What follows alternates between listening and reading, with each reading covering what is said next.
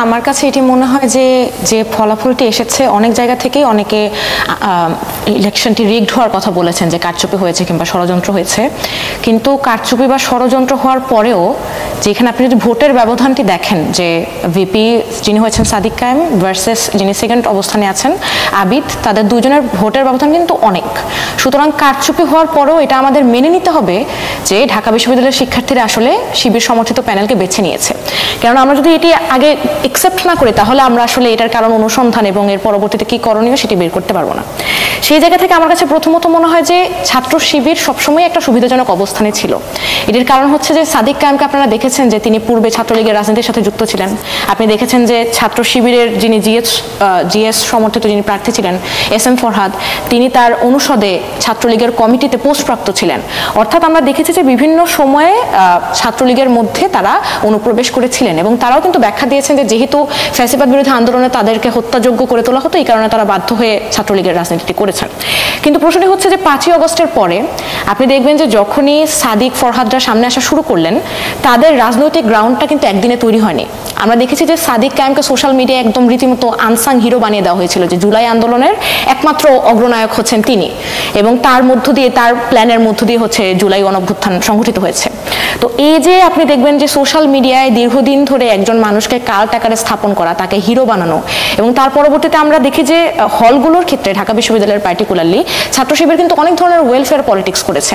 ধরেন ফিল্টার দেওয়া থেকে শুরু করে বিভিন্ন ধরনের দাতব্য কাজকর্ম তারা করতে পেরেছে, কেননা তাদের কাছে ওই টাকার সংকুলানটি ছিল, যেটি হয়তো অনেক স্বতন্ত্র প্রার্থী যারা ডোনেশন নিয়ে কিংবা হচ্ছে নিজেদের পকেটের টাকা খরচ করে ইলেকশন করেছেন, সেই স্বতন্ত্র প্রার্থীদের কিন্তু ওই সামর্থ্য ছিল না যে তারা বিশাল বিশাল পানির ফিল্টার দিবেন কিংবা হচ্ছে তারা ফ্রি ল্যাপটপ দিবেন। কিন্তু এটা কি আপনার মনে হয় যে পানির ফিল্টার পেয়ে ঢাকা বিশ্ববিদ্যালয়ের শিক্ষার্থীরা ভোট দিয়েছেন? না, আমার একদমই মনে হয় না যে পানির ফিল্টারটি এখানে বিশেষ কোনো ভূমিকা রেখেছে। কিন্তু আমি বলছিলাম যে এই যে রাজনীতিটি সেটি একদিনে তৈরি হয়নি। হুট করে মানুষজন সাদিক কায়েম কিংবা SM ফরহাদকে বিশ্বাস করা শুরু করেনি। আমরা দেখেছি যে রোকেয়া হলে কিংবা নারী হলগুলোয় কিন্তু ছাত্র শিবির উল্লেখযোগ্য হারে এগিয়ে আছে। এটার কারণটি হচ্ছে যে আপনি দেখবেন ছাত্র শিবির এই পুরো ডাকসু ইলেকশনের সবচেয়ে চমৎকার বিষয় হচ্ছে যে তারা শিবিরীয় কোনো আচরণই করেনি। আপনি দেখবেন যখন সাদিক কায়েম কথা বলছেন তার পাশে বসে আছেন ফাতেমা তাসলিম জুমা কিন্তু আমাদের মতো পোশাক পরা, শাড়ি পরা, তার মাথায় কাপড় দেওয়া নেই, তিনি পর্দা করছেন না ঠিকঠাক মতো, যেটাকে ঠিকঠাক মতো বলে।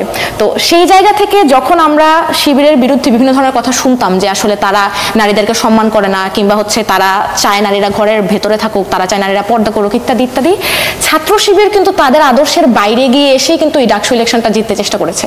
অর্থাৎ এখানে আমরা যে ছাত্র শিবিরকে দেখতে পাচ্ছি এটি সম্পূর্ণ লিবারেল, ছাত্র শিবিরের একটি লিবারেল আমি বলবো চেহারা, এবং সেই লিবারেল চেহারার বিপরীতে যে রাজনীতিটা আসার দরকার ছিল, অর্থাৎ আমাদের নারী প্রার্থী ছিলেন উমামা ফাতেমা কিংবা প্রতিরোধ পর্ষদের যারা ছিলেন মেঘমুল্লার বসু থেকে শুরু করে অনেক স্বতন্ত্র প্রার্থী কিন্তু খুব চমৎকার জায়গা থেকে রাজনীতি শুরু করেছিলেন। আমার কাছে মনে হয় যে সবচেয়ে বেশি এখানে ফলাফল আশানুরূপ না হওয়ার কারণটি হচ্ছে ঢাকা বিশ্ববিদ্যালয়ের শিক্ষার্থীদের পালসটি ধরতে না পারা। এখানে একটা আদর্শিক রাজনীতি সামনে নিয়ে আসার কথা হচ্ছে, স্বাধীনতা বিরোধীদের তকমা দেয়া হয়েছে এবং সেই ব্যাপারে বিএনপির সমর্থিত প্রার্থী যারা ছাত্র দলের প্রার্থী, তাদের রাজনীতিটা কি আসলে অনেক ক্ষেত্রে আওয়ামী লীগের রাজনীতির মতো শোনা গেছে এই ক্ষেত্রে? আসলে বিশেষ কথা হচ্ছে যে যখনই আমরা মুক্তিযুদ্ধ নিয়ে কথা বলতে যাব আমাদের এখন খুবই সাবধানতার সাথে শব্দ চয়ন করতে হবে, কেননা মুক্তিযুদ্ধকে এই দীর্ঘ 15 বছর যাবত আওয়ামী লীগ এমনভাবে ক্যাপিটালাইজ করেছে যে আপনি আওয়ামী লীগের বয়ানের বাইরে বের হয়ে আপনার তখন রাজাকার কিংবা স্বাধীনতা বিরোধীদের সাথে লড়াইটা করতে হবে। আমরা দেখলাম যে ছাত্র শিবির কিন্তু ঢাকা বিশ্ববিদ্যালয়ে অনেকবার স্লিপ করেছে, অসংখ্যবার। তারা হচ্ছে টিএসসিতে সেই রাজাকারদের ছবি টাঙানো থেকে শুরু করে তাদের পুস্তকে মুক্তিযুদ্ধকে অবমাননা থেকে শুরু করে বিভিন্ন কাজকর্ম কিন্তু তারা করেছে। কিন্তু যখনই আমি সেটির প্রতিক্রিয়াশীল রাজনীতিটি করতে যাচ্ছি, একটা প্রতিক্রিয়াশীল রাজনীতির পরিবর্তে আপনি যদি আরেকটা প্রতিক্রিয়াশীল রাজনীতি করেন তখন আসলে শিক্ষার্থীরা সংঘাতটি বেছে নিতে চায় না, যেটি আমরা দেখলাম।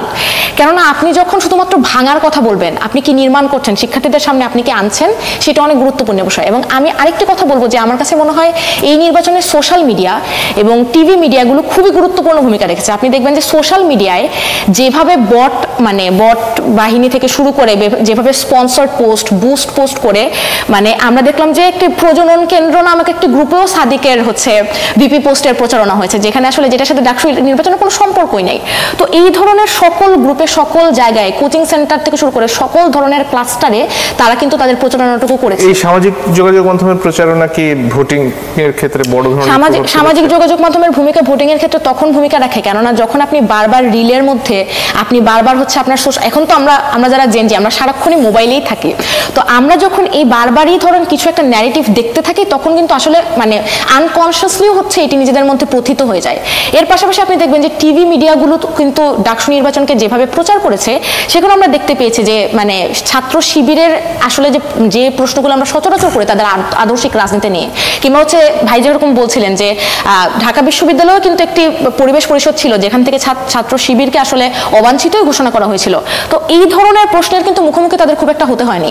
আমরা দেখেছি যে তাদের খুবই 5ই আগস্টের পরবর্তীতে এরকম হয়েছে যে তাদের এক ধরনের কাফফারা হয়ে গিয়েছে। তো এই কাফফারাটি আসলে কে দিল, এই ধরনের প্রশ্নের উত্তর না করে যখন আপনি কাউকে হিরো হিসাবে সকলের সামনে তুলে ধরবেন এবং তাকে সেলিব্রেট করবেন, সেটির উত্তর আসলে ব্যালটের মাধ্যমে শিক্ষার্থীরা দিয়েছে।